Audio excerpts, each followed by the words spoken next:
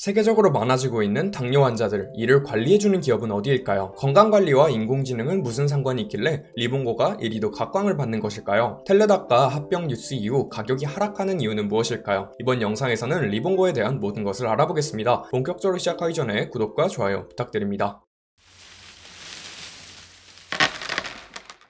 본 영상은 구독자분의 요청으로 제작되었습니다. 리본고는 만성질환 관리를 도와주는 기업입니다. 당뇨, 고혈압 등과 같은 질환들을 관리하는 기기들을 판매 및 여러가지 서비스를 제공하고 있으며 체중 관리 또한 도와주고 있습니다. 혈압, 체중, 혈당 등을 기기를 통하여 측정하면 기기가 측정한 데이터를 저장하고 분석하게 됩니다. 그리고 결과에 따라서 약사 및 의사를 연결시켜주기도 하고 심리상담사를 소개시켜주기도 하며 질병 관리에 필요한 소모품이 떨어지면 리필을 요청하기도 하죠. 단순하게 측정한 데이터를 소비자들에게 다양한 결과들로 연결시켜주기 위하여 리본고는 AI 플러스 AI라는 과정을 이용합니다. 먼저 첫 번째 단계는 aggregate 단계입니다. 다양한 기기들로부터 데이터를 수집하는 과정이죠. 당뇨 환자일 경우 혈당 데이터, 체중 데이터, 식단 데이터 등을 기기, 핸드폰 등으로부터 수집하며 고혈압 환자일 경우 혈압 데이터 등을 수집하죠. 그리고 데이터 프로세싱의 가장 중요한 단계인 인터프레지입니다. 수집된 데이터를 기반으로 건강에 영향을 주는 시그널을 찾아냅니다. 각각의 사람들은 건강에 이상을 느끼는 당 수치 및 혈압이 다릅니다. 어떤 사람들은 혈압이 아주 높아져도 불편함을 못 느끼며 다른 사람들은 혈압이 조금만 높아져도 매우 불편하기 때문이죠. 이와 같은 개인별 특성을 고려하여 인터프레트 단계에서 현재 사용자가 어느 시점에서 어떤 조언을 받아야 하는지 수집된 데이터를 기반으로 알아냅니다. 가장 전달력 있는 메시지는 무엇인지, 언제 약을 리필해줘야 약이 떨어지기 전에 배송을 받을 수 있는지 등 개별 맞춤화 솔루션을 제공하고 있죠. 그 다음은 어플라이스 단계입니다.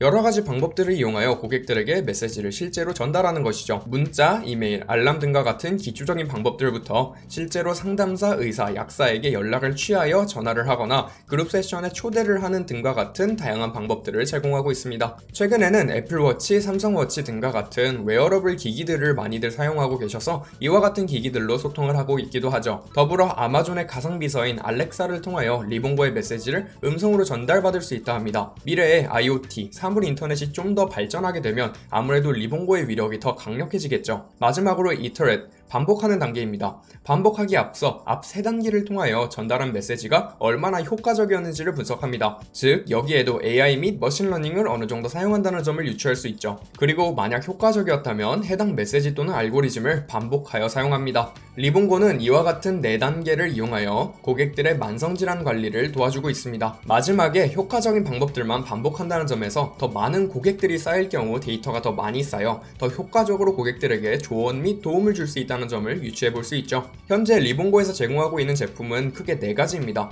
당뇨, 고혈압, 체중 관리, 행동 건강 관리를 도와주고 있죠. 아직까지는 당뇨 관리에서 매출이 대부분 발생하고 있으며 나머지 제품들은 최근에 추가됐습니다. 행동 건강 관리를 도와주는 제품은 마이스트렝스라는 기업을 인수하며 포함되었습니다. 리본고가 상대로 하고 있는 고객은 기업입니다. 기업인들은 임직원들에게 의료 혜택을 제공해줘야 하며 리본고를 이용할 경우 더 질 좋은 의료 서비스를 더 낮은 가격에 제공할 수 있기 때문이죠. 그리고 비즈니스 모델은 구독 모델을 이용하고 있습니다. 기업들의 임직원들에게 리본고를 이용하게 해주고 기업은 이에 따른 사용료를 매달 또는 매년 지불하는 것이죠. 전통적인 비즈니스 모델이었던 기기 판매 또는 소모품 판매를 통한 매출을 벗어났죠. 현재 98%의 매출은 구독료에서 온다고 합니다. 과거에 만성질병 관리 시장에서 바뀐 것은 매출 구조만 있는 것은 아닙니다. 먼저 기기를 통하여 소모품이 언제 떨어지는지를 알 수 있으며 재배송을 바로 시킬 수 있는 기능을 갖추고 있습니다. 고객 입장에서는 신경을 끄고 살아도 되기에 매우 편리한 기능이죠. 더불어 온라인으로 고객들과 꾸준한 소통을 한다고 합니다. 만성 질병 환자들이 가장 스트레스를 받는 부분은 사회로부터 소외감과 남한테 평가를 받는 듯한 느낌이라고 합니다. 리본고는 어떠한 편견도 없이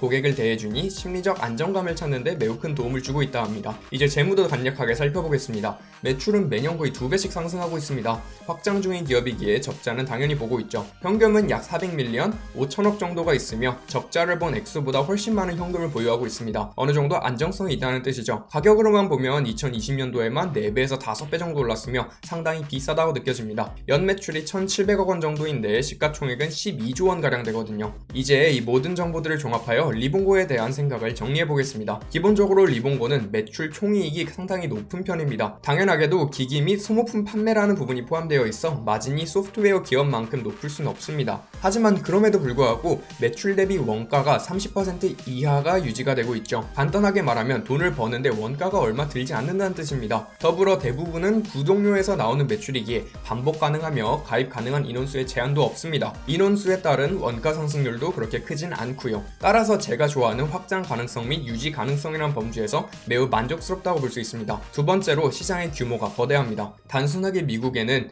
3,140만 명의 당뇨 환자가 있으며 현재 32만 8천 명이 리본고의 회원이라고 합니다. 더불어 매년 50만 명씩 신규로 당뇨 진단을 받는다고 하죠. 즉 현재 매출의 10배는 충분히 달성이 가능할 것으로 보입니다. 세 번째로 리본고에 대한 고객 만족도가 매우 높습니다. 고객 만족도는 NPS라는 수치를 이용합니다. 그리고 일반적인 건강관리 서비스는 12 정도를 받는다고 하죠. 하지만 리본고는 무려 64점을 받고 있습니다. 이는 68점을 받은 넷플릭스만큼이나 소비자 만족도가 높다는 뜻이죠. 리본고는 첨단 기기 사업보다는 데이터 산업에 더 가깝습니다. 현재 몸 상태를 기기를 통하여 측정하면 리본고의 AI 플러스 AI 시스템이 환자에게 시그널을 보내야 하는지 말아야 하는지 판단을 하는 것이거든요. 만약 첨단 기기 산업이었다면 혈당 체크 기기를 첨단화하는 데에만 집중했을 것입니다. 피를 뽑지 않고 혈당을 체크하는 패치 등 다양한 신기술들이 개발이 되고 있거든요. 하지만 리본고는 기기 측의 단가를 낮추고 보급률을 올리기 위한 전략이 아니었을까라는 생각이 듭니다. 마지막으로 리텐션 레이트, 구독 갱신율이 매우 높습니다. 무려 95% 부근을 유지하고 있죠. 소비자들은 리본고 제품에 만족하고 있다는 것을 재구매를 통하여 표출하고 있습니다. 최근 텔레닥과 합병을 진행하기로 하며 화제가 되고 있기도 하죠. 두 원격 의료기업이 시너지 효과를 낼 수 있다는 점은 사실 명확하긴 하죠. 텔레독은 의사들이 리본고의 기기를 통하여도 진단을 할 수 있게 될 것이며 리본고는 텔레닥의 의사 네트워크를 쉽게 활용할 수 있을 것입니다. 하지만 구독자 여러분들이 가장 궁금해하고 계실 부분은 왜 텔레닥 합병 소식과 함께 가격이 하락했는가 일 것입니다. 기본적으로 주가는 평생 오르지 않습니다. 주식의 가치는 비교적 선형적으로 오르는 반면 주가는 그 가치를 중심으로 진동하죠. 문제는 리본고와 텔레닥이 코로나 바이러스가 터지면서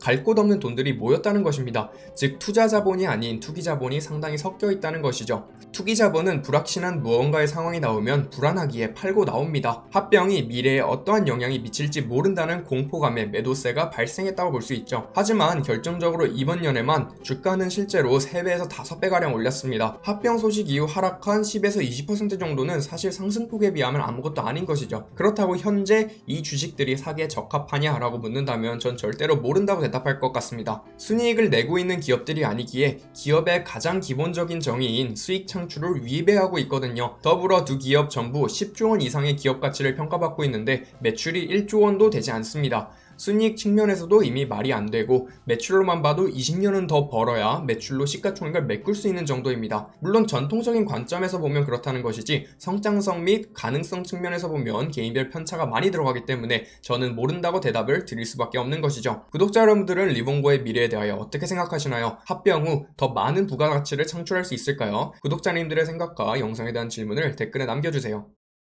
오늘 전해드린 투자 이야기 재미있고 유익하게 들어보셨나요? 더 많은 투자 이야기들이 준비되어 있으니 구독과 좋아요, 알림 설정까지 부탁드립니다.